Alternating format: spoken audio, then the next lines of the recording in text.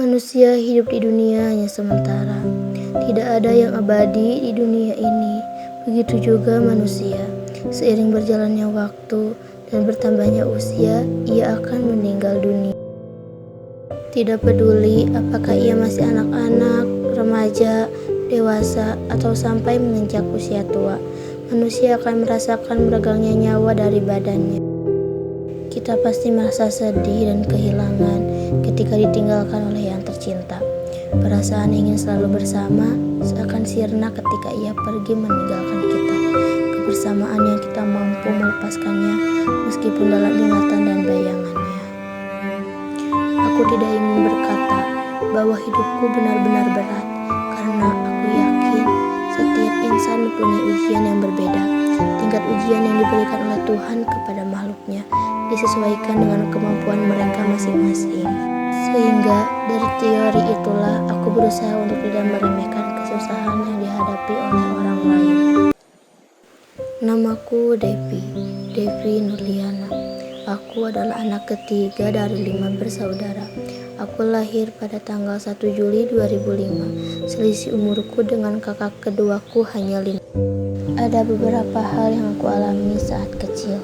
Salah satunya adalah aku yang kehilangan salah satu sayap penopang hidupku. Ibuku meninggal pada saat aku berumur 5 tahun. Saat itu, ibu sedang mengandung adikku yang kelima. Kandungannya sudah berusia 9 bulan.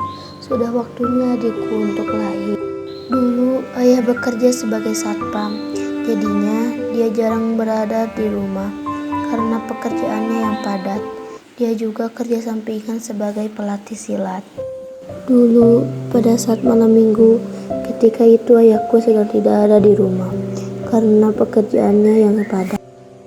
Pada saat itu, aku terbangun karena mendengar rintihan ibu yang merasa kesakitan.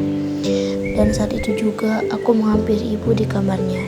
Ia sedang menangis kesakitan. Kakakku langsung bergegas menelpon ayah, dan ayah segera pulang. Dan saat itu, ayah langsung membawanya ke puskesmas terdekat.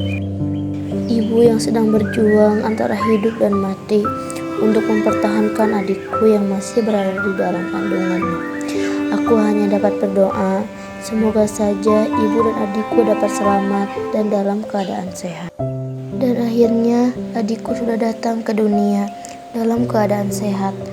Tapi ternyata ibu harus dibawa ke rumah sakit besar karena mengalami pendarahan yang sangat hebat.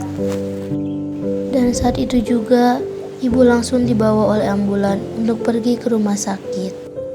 Setelah sampai di rumah sakit, ibu langsung dibawa ke ruang UGD untuk diperiksa lebih lanjut.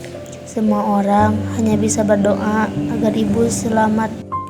Dan pada saat itu dokter berkata, "Pak, maaf, ibu ini kekurangan darah dan di rumah sakit ini stok darah tinggal 2 labu dan ini tidak cukup."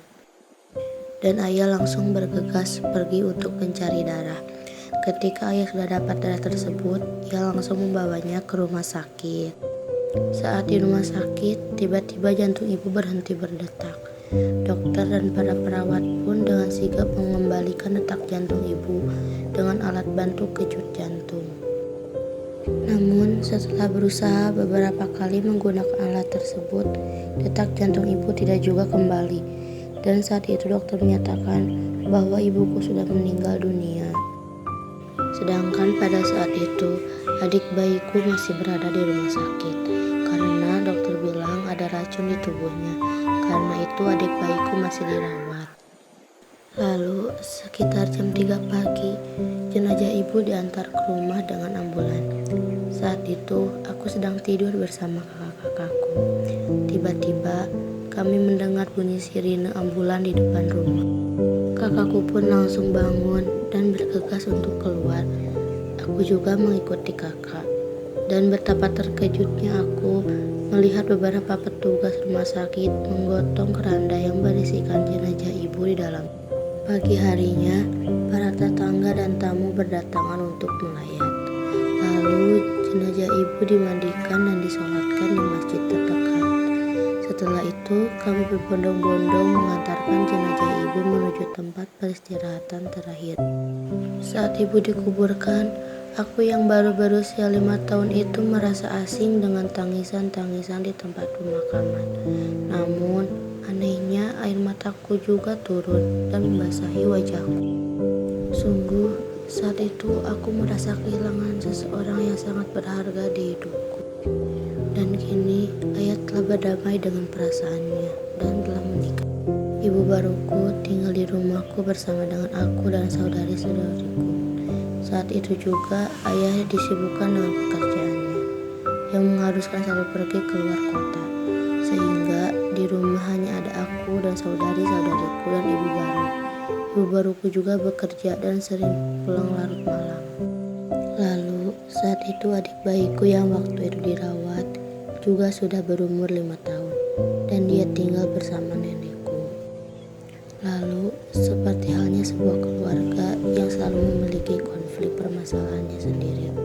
Saat itu ada beberapa hal yang membuat ayah dan ibu baruku memutuskan untuk bercerai. Dan beberapa tahun kemudian ayahku pun memutuskan untuk menikah lagi. Dan pernikahannya yang ini telah berlangsung hingga sekarang.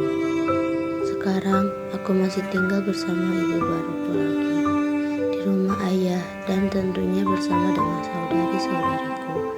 Namun, adik bungsuku memutuskan untuk menetap tinggal bersama nenek sambil menjaga dan merawat nenekku. Kini, sudah 13 tahun berlalu, aku bersama keluarga mengenang kepergian ibu. Meski sudah selama itu, namun bagiku kepergian ibu rasanya baru terjadi kemarin. Aku merindukannya, aku selalu merindukannya, dan ingin rasanya aku dapat memeluk ibu lagi seperti saat itu.